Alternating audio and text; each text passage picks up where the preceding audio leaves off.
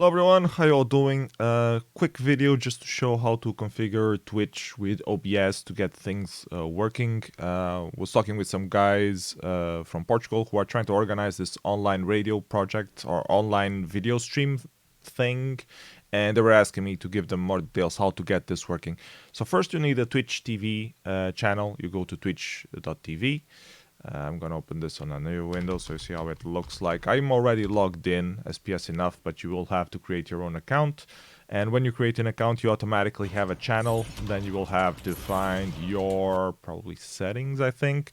And then on channel and videos, you will have your primary stream key. This is the key that you need to be able to place on OBS to tell OBS where he should stream into. And once you are streaming into it, it will automatically show up on your channel and you will be able to see what's happening. So that's step number one, creating a Twitch TV account and copying this stream key. It's important that you keep this stream key private. If you are doing it with a stream with multiple people, you will be having to share the stream key with them. And the way that it works is when one person is streaming, that person always has control. If someone else is streaming with the same key, they will be on queue. So whenever the other person stops streaming, the other one that is already streaming will automatically take over. So it's important that you trust the people who you are giving the key. Otherwise, they can hoard the stream and not let you in. Or you will have to create another stream key and use that one, and it's a bit of a mess. Anyways, how do you configure on OBS where you place your stream key? You go to File, Settings. I hope that the recording will let me show this everything. So you go to Stream, and on Stream you can select the service. There is an option for Twitch directly. So if you select this, you can then select what server you have. If you select Twitch, it will automatically select the server for you, and then you put the stream key here, and that's it. I'm using Restream.io. Restream.io is another service. I can show you real quick. I hope I'm logged in. So Restream.io is this service that allows you to stream to multiple platforms at the same time, and you only stream to Restream.io, and Restream.io will restream to all of the other things. You can put Facebook pages here directly. You can put Twitch, YouTube, all kinds of different platforms. I will show you all the ones that they allow. So a lot of stuff. If you don't use it, it's not really. If you don't use this particular platforms, it's not really that useful. But if you want to reach maximum number of viewers, I think it's nice. At least Periscope and Twitter is useful to have, and Twitch and YouTube are the biggest ones. And then you have Facebook, which I think they only let this for the personal profile. It says here. But if you do custom RTMP, I think you can place it on a page. When I do it for Mystery Demo Scene Theater 9000, which is a live stream show that I do, I have multiple settings, and one of them sends to custom RTMP. Actually, I can show you that as well. If you go to Facebook, you can create live stream.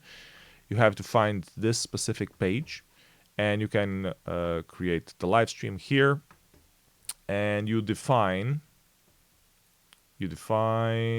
where you want to share it, and if you select sharing it to a specific page, you can select your radio page here directly, so the stream will be on the radio page directly. That's the main point that I wanted to make. And after you configure this, you will have the server RTMP URL here and the stream key here. And then it's similar thing to what you did with Twitch. And this is the problem. If you wanted to stream to both Twitch and Facebook at the same time, you wouldn't be able to do that directly from your computer. So this is where Restream.io comes in handy. You can just go to Restream.io, configure both of these accounts, and it will send to both at the same time. Anyways, some other people were mentioning Streamlabs. Streamlabs is also useful. It has its own OBS version. So just like this thing that you see here on the side of my screen. This is OBS open, by the way. I put it here so you guys can see.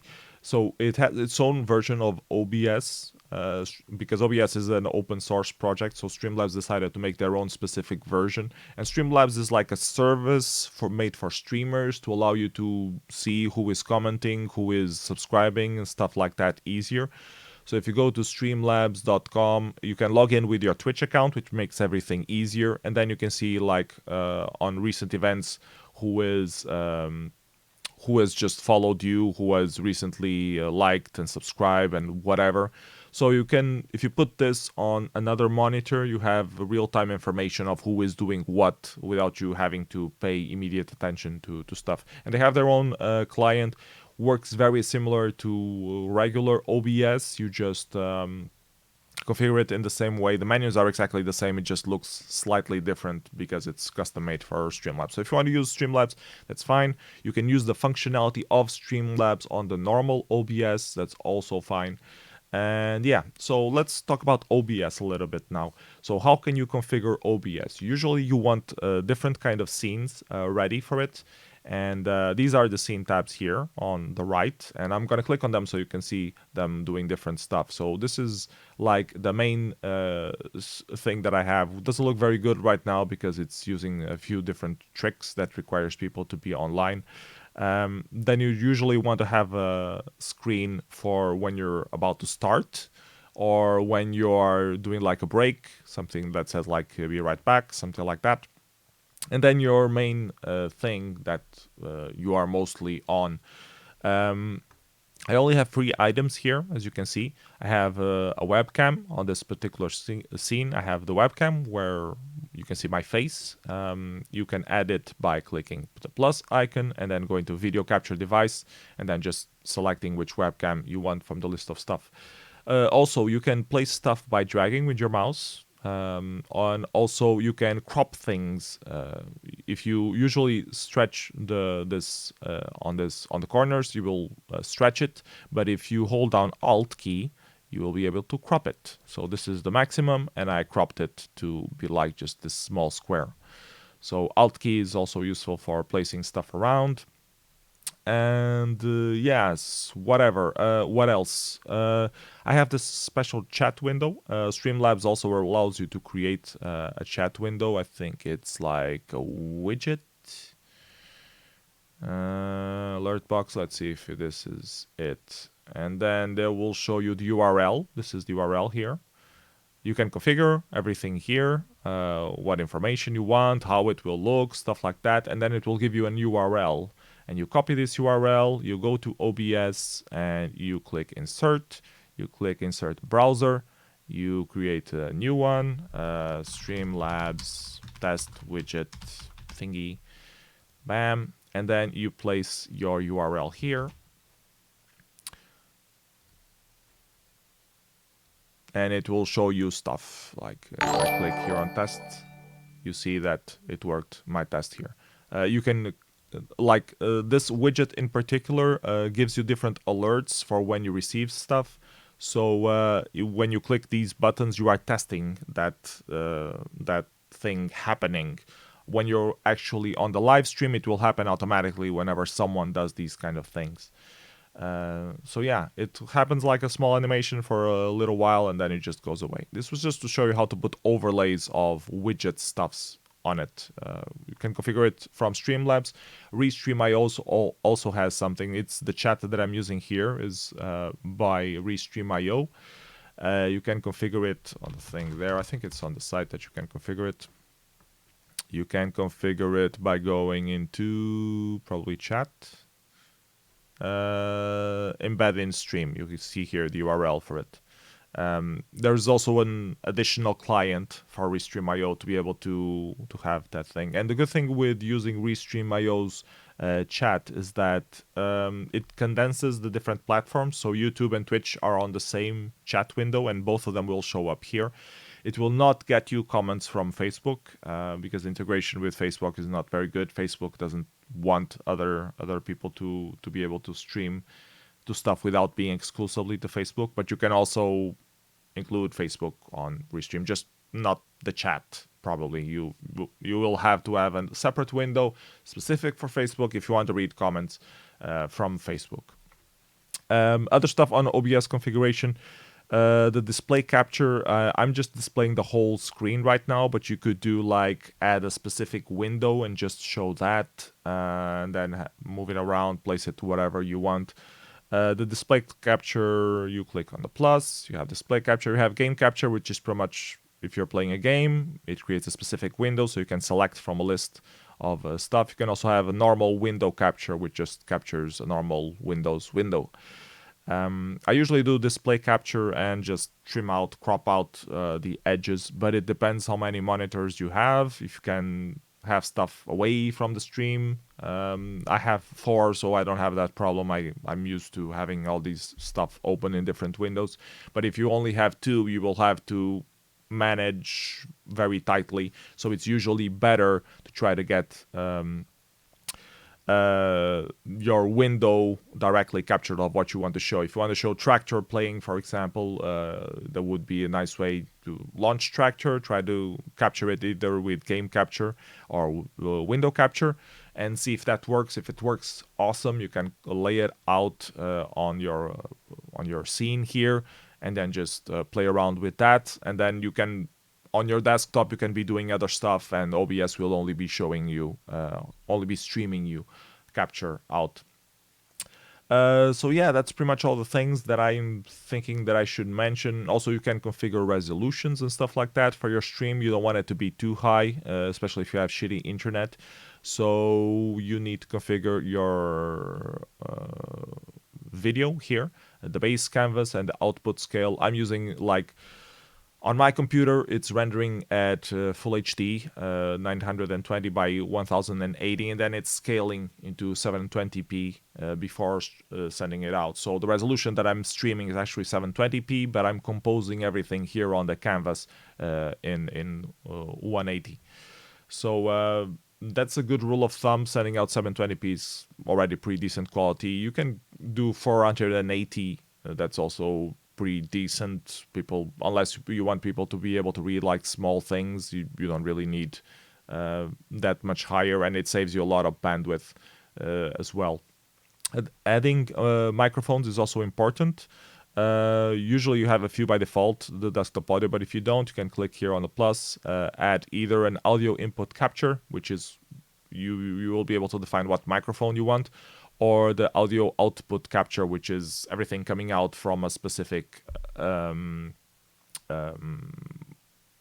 output, I guess. If you have virtual cables, they will show up here. If you don't have virtual cables, or you have like a multiple sound card able of doing multiple outputs, you'll be able to select them here as well. I use Voice Meter, which I guess I can show you guys as well since we're at it. Voice Meter is really good, and it's free, and it allows you to redirect everything. They have multiple options, some very simplified ones and some more complicated. The one I'm using right now is this one. It's the Voice Meter Banana. I'm going to move OBS a little bit out of the way so you guys can see. Actually, I'm going to put it on another window. So this is pretty good. You can define your inputs here. I only have 3 of all. I only use this microphone. I could use another microphone though. What hardware we are outputting into, and then you can route what microphones go into what virtual inputs and what goes out into the main out. And then on the applications themselves and on the computer itself, you define that your input is one of these virtual inputs from VB Audio, from Voice Meter. And on the output, you define the input of VB Audio so that you receive these kind of things. I think I can show you what I'm using on OBS. Let's see if I can.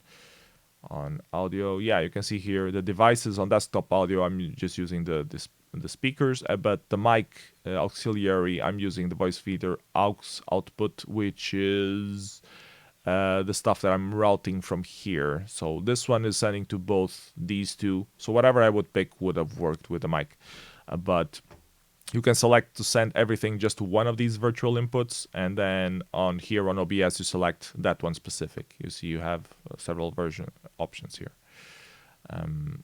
So yeah, you can also select multiple things here and then switch between them. I should keep this disabled.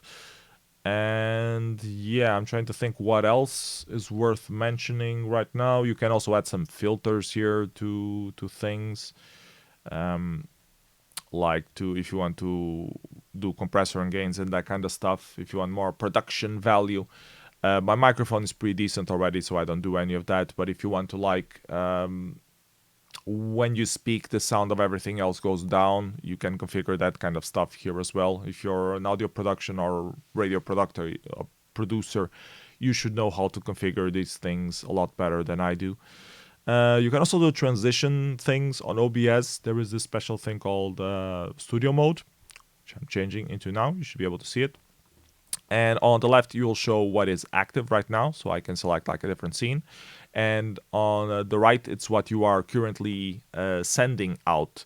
Until I do the actual transition, which I just did now, you will be seeing the previous version being streamed out. Does that make sense? It's like you're pre-configuring what you want to do a transition into the next scene. So if you want to do like this one and you're waiting on cue, you can also define how you do the transition. If it's like a fade out or a special animation, you can also put like some images doing. You can do the transitions here. Or if you're not in studio mode, if you click here, it automatically transitions into your scene. I don't use studio mode that much, but if you want to have a more professional way of transitioning between different scenes, you definitely should use studio mode. Also, you can add images and stuff like that. That was pretty obvious, so I didn't really mention it much. Image, it's right here. An image slideshow, you can also put something on the background moving. And a media source, you can play either video or sound and put it on playing on the loop. On the background, it's good, for example, the Be Right Back page, something like that. Have some little music playing on the background, stuff like that. So yeah, I think this has been long enough of a video. Let me know if you have any specific questions. Of course, OBS is a whole monster of its own, and so is live streaming. So if you have any specific questions, let me know, and I'll try to help as much as possible. Other than that, I hope this was useful. See you next time. Bye bye, everyone. Take care.